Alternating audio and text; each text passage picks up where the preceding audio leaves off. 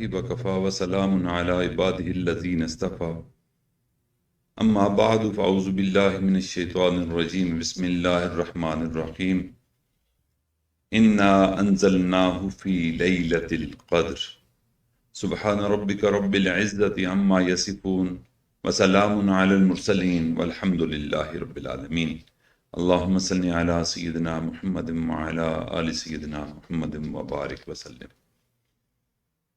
رمضان المبارک کے اعمال مختلف ہیں۔ ان اعمال میں دن کا روزہ رکھنا، رات کی تراویح کا اہتمام کرنا اور آخری عشرے کا اعتکاف کرنا بھی شامل ہے۔ جس طرح رمضان کی فضیلت ہے، اسی طرح رمضان کے اعمال کی فضیلتیں بھی موجود ہیں۔ اب یہ جو آخری عشرے کا عمل ہے جس کو ہم اعتکاف کہتے ہیں، اس کی احادیث مبارکہ میں بڑی تفصیل سے فضیلت آئی ہے۔ ایک حدیث مبارکہ ہے جس کی روایت حضرت امام حسین رضی اللہ تعالیٰ عنہ نے فرمائی۔ وہ فرماتے ہیں کہ نبی علیہ الصلوۃ والسلام نے ارشاد فرمایا کہ جس نے رمضان میں آخری 10 دن کا اعتکاف کیا اس کو 2 حج اور 2 عمرے کا ثواب ہوگا۔ یعنی آپ دیکھ لیجئے کہ 10 دن کے اعتکاف اور اس کا اجر کتنا بڑا۔ یعنی ایک حج کرنا ہی ہمارے لیے مسئلہ بن جاتا ہے، وسائل نہیں ہوتے، صحت اجازت نہیں دیتی، گھر سے دور نہیں جا سکتے، اہل خانہ اکیلے ہیں، حج کا سفر نہیں ہو سکتا، کتنا مشکل ہوتا ہے۔ لیکن یہ جو آخری عشرہ رمضان کا اعتکاف ہے، اللہ تعالیٰ اس پر 2 حج اور 2 عمرے کا ثواب نبی علیہ الصلوۃ والسلام نے فرمایا کہ عطا فرما دیتے ہیں۔ اسی طرح حضرت ابن عباس رضی اللہ تعالیٰ عنہ روایت فرماتے ہیں کہ نبی کریم صلی اللہ علیہ وسلم نے ارشاد فرمایا کہ جس بندے نے اللہ کی رضا کی خاطر، اللہ کی رضا جوئی کے لیے ایک دن کا بھی اعتکاف کیا، یعنی پورے 10 دن کا نہیں، اللہ کو راضی کرنے کے لیے ایک دن کا اعتکاف کیا، اللہ تعالیٰ اس کے اور دوزخ کے درمیان ایسی 3 خندقیں بنا دیں گے کہ ہر خندق کا فاصلہ مشرق اور مغرب سے زیادہ ہوگا۔ یعنی یہ نار جہنم سے بچنے کے لیے اعتکاف بہت بڑا عمل ہے، اور ایک دن کا اعتکاف 3 خندقوں کے برابر نار جہنم سے ہمیں دور کر دیتا ہے۔ اور جو بندے 10 دن کا اعتکاف کریں گے، میرے بھائیوں، جہنم سے آزادی ان کو ضرور حاصل ہوگی، اللہ کی رضا ملے گی، جنت میں داخلہ ہوگا، جہنم سے بچاؤ ہوگا۔ اس لیے یہ اعتکاف، اس کی بہت زیادہ فضیلتیں ہیں، بہت زیادہ نبی علیہ الصلوۃ والسلام نے اس کی تاکید فرمائی۔ اعتکاف ہے کیا؟ اعتکاف کا عمل کیسے کرنا ہے؟ اعتکاف ہر اس عمل کو کہتے ہیں کہ انسان ہر طرف سے یکسو ہو کر، منقطع ہو کر، الگ تھلگ ہو کر اللہ کے در پہ بیٹھ جائے، یعنی مسجد کے کسی کونے میں پڑ جائے اور سب سے الگ ہو کر تنہائی میں اس کی عبادت اور اس کے ذکر و فکر میں مشغول ہو جائے۔ میرے بھائیو، یہ اعتکاف ہے، اور یہ خواص کا نہیں، یہ اخص الخواص کی عبادت ہے۔ اور اس عبادت کے لیے بہترین وقت رمضان المبارک اور خاص کر اس کا آخری عشرہ ہی ہو سکتا تھا۔ اس لیے میرے بھائیو، اسی مبارک مہینے کا انتخاب کیا گیا کہ اس مبارک مہینے کے آخری 10 میں اعتکاف بیٹھنا، یہ نبی علیہ الصلوۃ والسلام کا مسنون عمل ہے۔ آقا صلی اللہ علیہ وسلم نزول قرآن اور نبوت کی ذمہ داریاں پڑھنے سے پہلے بھی طبیعت مبارک میں یکسوئی اور الگ ہو کر تنہائی میں اللہ تعالیٰ کی عبادت اور اس کے ذکر فکر کا جو ان کے اندر داعیہ تھا، پیدا ہوا تھا، آپ اس وجہ سے غار حرا کے اندر کئی کئی مہینے خلوت میں وقت گزارا کرتے تھے. یعنی یہ جو غار حرا میں گزرا ہوا وقت تھا، بنیادی طور پر یہ بھی اعتکاف ہی تھا کہ مخلوق سے کٹے ہوئے ہیں، آبادی سے دور ہیں، کوئی ملنے والا وہاں نہیں آتا، کھانا لے کر چلے جاتے ہیں، وہیں غار میں قیام فرماتے ہیں، اللہ کی عبادت میں اور ذکر اذکار میں مشغول رہتے ہیں. یہ گویا پہلا اعتکاف تھا جو نبی علیہ الصلوۃ والسلام نے فرمایا. چنانچہ تحقیق ہے کہ غار حرا کے اس اعتکاف کے آخری ایام میں حضرت جبرائیل علیہ السلام اللہ کی وحی لے کر سورۃ اقرا کی ابتدائی آیتیں لے کر نازل ہوئے. علماء نے یہ تحقیق کی ہے کہ جب نزول قرآن شروع ہوا اور اقرا کی آیات، ابتدائی آیات نازل ہوئیں، وہ کوئی عام مہینہ نہیں بلکہ رمضان المبارک کا مہینہ تھا. رمضان المبارک میں بھی پہلے 2 اشرے نہیں، آخری اشرہ تھا، اور جس رات نازل ہوا وہ رات بھی شب قدر تھی. اس لیے بھی اعتکاف کے لیے رمضان المبارک کے آخری اشرے کا انتخاب کیا گیا. یعنی اس اعتکاف میں بندے کو بہت سی فضیلتیں مل جاتی ہیں. سب سے بڑی فضیلت اور سب سے بڑی سعادت کہ نبی علیہ الصلوۃ والسلام کا مبارک عمل ہے، اور یہ وہ عشرہ ہے جس میں قرآن پاک نازل ہوا، اور یہ وہ عشرہ ہے کہ جس میں لیلۃ القدر ہوگی، اور یہ وہ عشرہ ہے کہ جس میں قرآن کا نزول شروع ہوا. اور میرے بھائیو، یہ وہ عشرہ ہے کہ وہ اس عشرے کے آخری دن اللہ تعالیٰ نار جہنم سے پورے 29 روزوں کے درمیان جتنے بندے جہنم سے آزاد کرتے ہیں ان کا مجموعہ آخری شب کو آزاد نار جہنم سے فرما دیتے ہیں. یعنی یہ آخری ایام بڑے ہی قیمتی ہیں اور ان کی بڑی فضیلت آئی. میرے بھائیو، انسان 2 چیزوں کا مجموعہ ہے، ایک روح اور دوسرا جسم. روح مال اعلیٰ کی چیز ہے اور جسم مادی چیز ہے. یہ مٹی سے بنایا گیا، اور روح قل الروح من امر ربی، وہ اللہ تعالیٰ کا حکم ہے، اللہ تعالیٰ نے پیدا کی، ملکوتی چیز ہے، اوپر کی چیز ہے. تو جب اوپر کی چیز ہے تو اس کی خوراک بھی اوپر سے ہی آنی ہے، اور یہ جو جسم ہے یہ مادی چیز ہے، زمین کی چیز ہے، تو اس کی خوراک بھی زمین سے ہی آنی ہے. اب جب انسان محنت کرتا ہے، عبادت کرتا ہے، اللہ کے ذکر اذکار میں مصروف رہتا ہے، روزے رکھتا ہے، تراویح پڑھتا ہے، آخری عشرے میں اعتکاف کرتا ہے، تو انسان کی بہیمیت وہ دبتی چلی جاتی ہے، نفس کا علاج ہونا شروع ہو جاتا ہے، اور روح کو پرواز ملنا شروع ہو جاتی ہے. یعنی یہ جو روزے ہیں یہ بھی، اور روزوں کے خاص اعمال، یہ سارے کے سارے انسان کے اندر ملکوتیت کو بڑھاوا دیتے ہیں، بڑھاتے ہیں، اور انسان مجاہدہ اور نفسانی خواہشات کی اتنی قربانی دیتا ہے کہ اللہ تعالیٰ اس کی روح کی بالیدگی، روح کی پاکیزگی عطا فرما دیتے ہیں. اس پورے مقدس مہینے میں اللہ تعالیٰ کی عبادت ہوتی ہے، انسان بھوکا پیاسا رہتا ہے، عورت سے دور رہتا ہے، ہر قسم کی گناہ اور فضول باتوں سے بھی پرہیز کرتا ہے، اور یہ پورا مہینہ پابندیوں سے گزارتا ہے.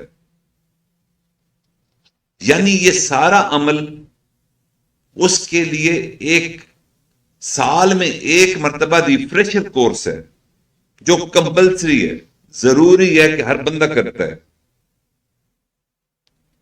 یہ تو ایک عمومی چیز ہے. لیکن یہ جو اعتکاف ہے یہ اس سے آگے کا معاملہ ہے. جو بندہ بھی اعتکاف کرتا ہے اس کو تعلق باللہ زیادہ نصیب ہوتا ہے، ملائے اعلیٰ سے خصوصی مناسبت اور قربت ملتی ہے. اس اعتکاف میں بندہ سب سے ہٹ کر اور سب سے منقطع ہو کر اپنے مالک اور مولا کے آستانے پر گویا اسی کے دھیان میں رہتا ہے، اپنا وقت گزارتا ہے، اس کی تسبیح اور تقدیس کرتا ہے، اس کے حضور میں توبہ اور استغفار کرتا ہے اور اپنے گناہوں اور قصوروں پر روتا ہے اور رحیم کریم رب سے مغفرت اور بخشش طلب کرتا ہے اور اسی کی رضا اور اس کا قرب چاہتا ہے. اس حال میں بھی اس کے دن بھی گزرتے ہیں اور اسی حال میں اس کی راتیں بھی گزرتی ہیں. میرے بھائیوں، اس سے بڑھ کر ایک بندے کی اور کیا سعادت ہو سکتی ہے کہ یہ وہ عمل ہے کہ جو رسول اللہ صلی اللہ علیہ وسلم نے کیا اہتمام کے ساتھ. ہر سال رمضان کے آخری عشرے میں آقا علیہ الصلوۃ والسلام اعتکاف فرمایا کرتے تھے. بلکہ ایک سال کسی وجہ سے آپ نے اعتکاف نہ کیا تو اگلے سال آپ نے 2 عشروں کا اعتکاف فرمایا. اب آقا کا معمول کیا ہوتا تھا؟ حضرت عائشہ صدیقہ رضی اللہ عنہ فرماتی ہیں کہ نبی علیہ الصلوۃ والسلام نے ارشاد فرمایا کہ آقا رمضان کے آخری عشرے میں اعتکاف فرمایا کرتے تھے اور یہ آپ کا معمول وفات تک دنیا سے پردہ فرمانے تک رہا. پھر فرماتی ہیں کہ آپ کے بعد آپ کی ازواج مطہرات بھی اہتمام کے ساتھ اعتکاف کرتی رہیں. مرد تو مسجد میں جا کر پڑا رہتا ہے، مسجد کے کونے میں، لیکن ازواج مطہرات اپنے حجروں میں اعتکاف فرمایا کرتی تھی. اور واقعی یہ خواتین کے لیے ان کے گھر کی کوئی خاص جگہ جو انہوں نے نماز پڑھنے کے لیے مختص کر رکھی ہو، وہیں اعتکاف بیٹھنا زیادہ فضیلت والا ہے. اگر کوئی خاص جگہ مقرر نہ کی ہو تو خواتین کو چاہیے کہ ایسی کوئی جگہ مقرر کر کے اعتکاف بیٹھ سکتی ہیں. ایک حدیث مبارکہ ہے جس کی روایت حضرت انس رضی اللہ تعالیٰ عنہ سے ہے. وہ فرماتے ہیں کہ نبی کریم صلی اللہ علیہ وسلم رمضان کے آخری عشرے میں اعتکاف فرمایا کرتے تھے. ایک سال آپ اعتکاف نہ کر سکے تو اگلے سال 20 دن کا اعتکاف. یہ ترمذی شریف کی روایت ہے. حضرت انس رضی اللہ عنہ کی اس روایت میں وجہ نہیں بتائی گئی کہ کس وجہ سے نبی علیہ الصلوۃ والسلام ایک سال اعتکاف نہ کر سکے. البتہ حضرت ابی بن کعب کی ایک حدیث میں مروی ہے کہ جس میں تصریح کے ساتھ آتا ہے کہ آپ کو ایک رمضان کے آخری عشرے میں سفر کرنا پڑ گیا تھا، اس کی وجہ سے اعتکاف آپ نہ فرما سکے، اس لیے اگلے سال آپ نے 20 دن کا اعتکاف فرمایا. اور صحیح بخاری میں حضرت ابو ہریرہ رضی اللہ تعالیٰ عنہ کی روایت موجود ہے. وہ فرماتے ہیں کہ جس سال آپ کا وصال ہوا اس سال کے رمضان میں بھی آقا نے 20 دن کا اعتکاف فرمایا تھا. اور یہ غالباً 20 دن کا اعتکاف آقا نے اس لیے فرمایا تھا کہ آپ کو شاید اشارہ مل چکا تھا کہ عنقریب آپ اس دنیا سے اٹھائے جانے والے ہیں، آپ پردہ فرمانے والے ہیں. اس لیے اعتکاف جیسے ایک فضیلت والے عمل کا شغف اور شوق بڑھ جانا یہ ایک قدرتی بات تھی، اور نبی علیہ الصلوۃ والسلام تو ہر عمل میں سبقت لے جانے کی کوشش فرمایا کرتے. ایک دوسری حدیث میں حضرت عائشہ صدیقہ رضی اللہ عنہ سے مروی ہے، فرمایا کہ معتکف کے لیے شرعی طور پر یہ دستور اور ضابطہ ہے کہ وہ کچھ کام نہ کرے۔ مثال کے طور پر معتکف کے لیے ضروری ہے کہ وہ کسی مریض کی عیادت کے لیے نہ جائے، معتکف کے لیے ضروری ہے کہ وہ کسی عزیز رشتہ دار کی نماز جنازہ میں بھی شرکت نہ کرے، عورت سے صحبت نہ کرے، نہ بوس و کنار کرے، اور اپنی ضرورت کے لیے بھی اعتکاف والی جگہ یعنی مسجد سے باہر نہ نکلے، سوائے ان ضروریات کے جو بالکل ناگزیر ہوں، جیسے ٹوائلٹ استعمال کرنا، پیشاب پخانا وغیرہ۔ اور ایک بات ذہن میں رکھیں، اعتکاف روزے کے ساتھ ہونا چاہیے، بغیر روزے کے اعتکاف نہیں، اور مسجد جامع میں ہونا چاہیے، اس کے سوا نہیں۔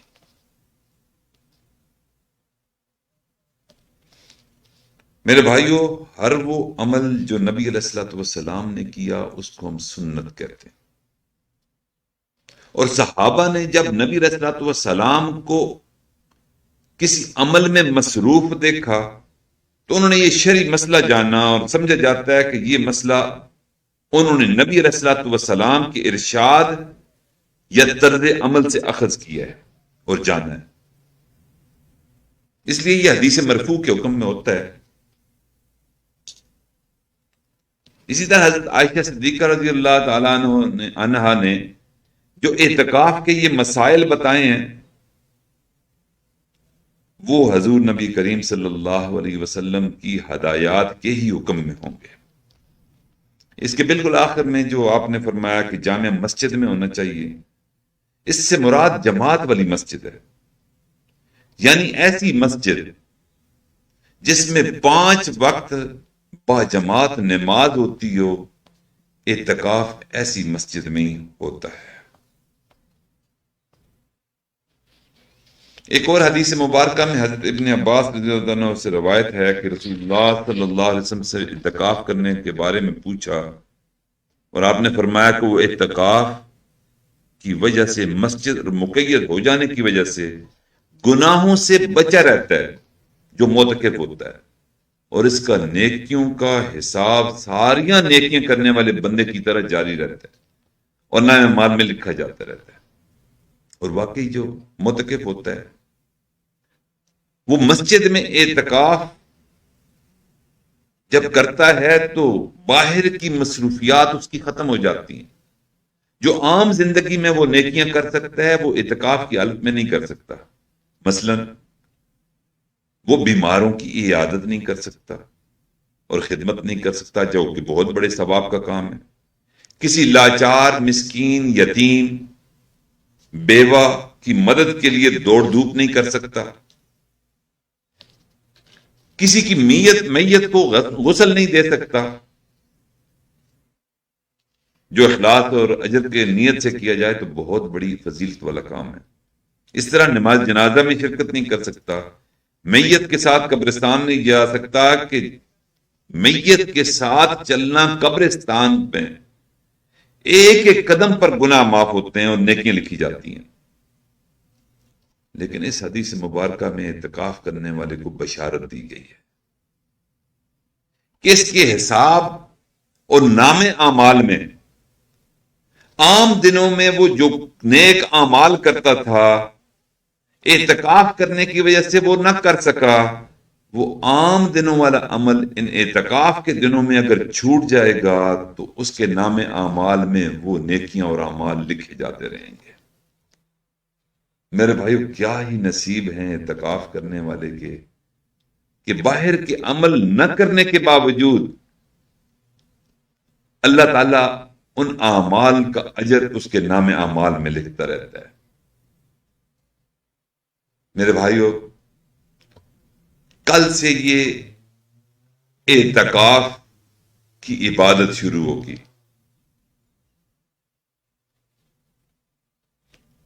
اور واقعی یہ اعتکاف کی عبادت نبی علیہ الصلوۃ والسلام کی سنت ہے، اللہ تعالیٰ کو بڑی محبوب ہے۔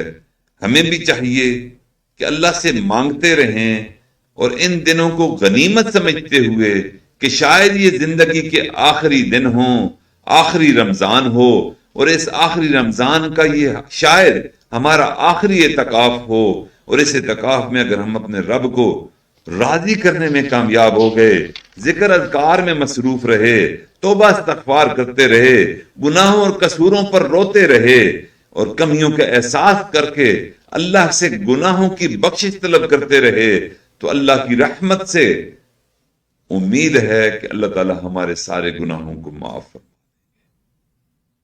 اور انہی ایام میں کیونکہ لیلۃ القدر بھی آتی ہے، اور لیلۃ القدر خیر من الف شہر، اور وہ 1000 مہینوں کی عبادت سے افضل ہے۔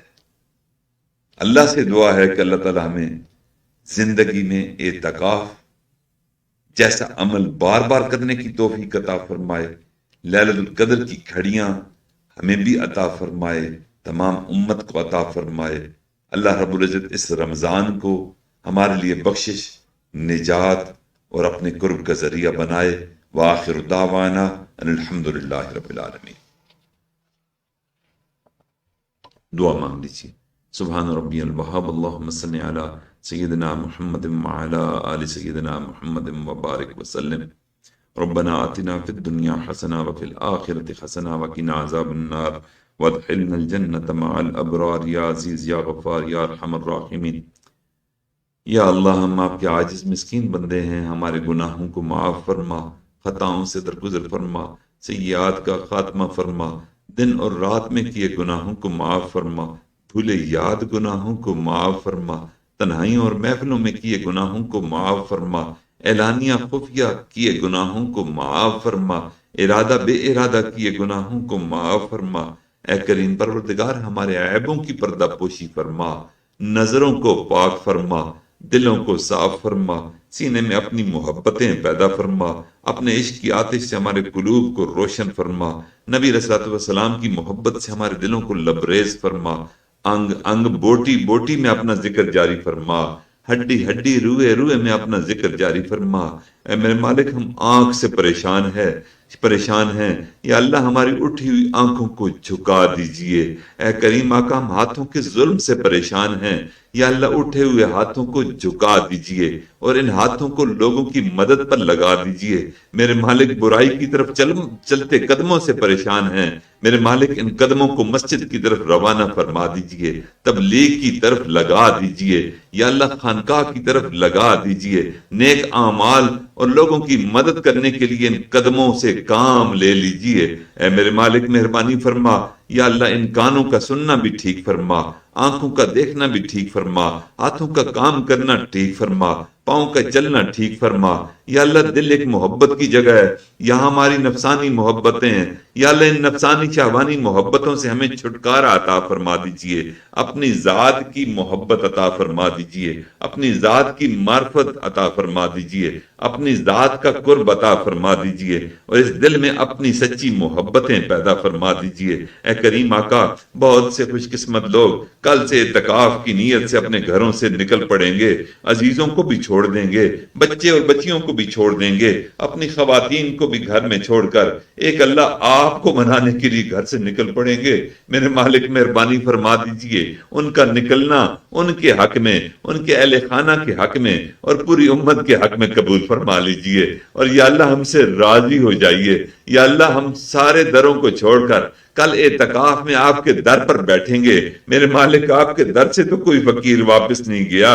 میرے مالک، مہربانی فرما دیجئے، ان معتکف فقیروں کو بھی اپنے مقبول بندوں میں شامل فرما دیجئے، ان کے اعتکاف کو قبول فرما لیجئے، اہتمام کے ساتھ اعتکاف کرنے کی توفیق عطا فرما دیجئے، آداب کے ساتھ اعتکاف کرنے کی توفیق عطا فرما دیجئے، شرائط کو ملحوظ رکھنے کے ساتھ اعتکاف کرنے کی توفیق عطا فرما دیجئے۔ اس اعتکاف میں یا اللہ لغو یا اللہ बेहुदा गोई से हमें बचा लीजिए, फजूल कामों से हमें बचा लीजिए, दुनिया की बातें करने से बचा लीजिए, एक अपनी याद की तौफीक अता फरमा दीजिए। और मोतकिफीन जितने भी बैठेंगे या अल्लाह सबकी दुआओं को अपनी बारगाह में कबूल फरमा लीजिए, इस उम्मत के हक में उनकी दुआओं को कबूल फरमा लीजिए, पाकिस्तान के हक में उनकी दुआओं को कबूल फरमा लीजिए, कश्मीर के हक में उनकी दुआओं को कबूल फरमा लीजिए, फलस्तीन, चचनिया, बर्मा के हक में उनकी दुआओं को कबूल फरमा लीजिए। या अल्लाह उनके अहले खाना को भी या अल्लाह इत्मीनान के साथ, या अल्लाह पीछे या अल्लाह आफियत के साथ वक्त गुजारने की तौफीक अता फरमा दीजिए। ऐ करीम आका मेहरबानी फरमा दीजिए, हमारी इन दुआओं को अपनी बारगाह में कबूल मंजूर फरमा, हमारे बीमारों को शिफा अता फरमा, बेरोजगारों को रोजगार अता फरमा, बे औलादों को औलाद नरीना अता फरमा। या अल्लाह गम के मारों के दुखों का मुदावा फरमा। या अल्लाह माँ बाप के लिए बच्चे और बच्चियों के फराइज अदा करना आसान फरमा। ऐ मेरे मालिक चंद दिन रह गए और या अल्लाह आखिरी अशरा कल से शुरू होने वाला है, हम इससे फायदा ना उठा सके रमजान से, या अल्लाह मेहरबानी फरमा दीजिए। अब आने वाले दिनों में या अल्लाह एक दूसरे से सबकत ले जाने की तौफीक अता फरमा दीजिए, आमाल की कसरत करने की तौफीक अता फरमा दीजिए, तहज्जुद पढ़ने की तौफीक अता फरमा दीजिए, तिलावत करने की तौफीक अता फरमा दीजिए, और उन लोगों में शामिल फरमा दीजिए कि जिनके बारे में आपने इरशाद फरमाया, आपके महबूब ने इरशाद फरमाया कि मन साम रमज़ान ईमानन व इहतिसाबन गुफिर लहू मा तक़द्दम मिन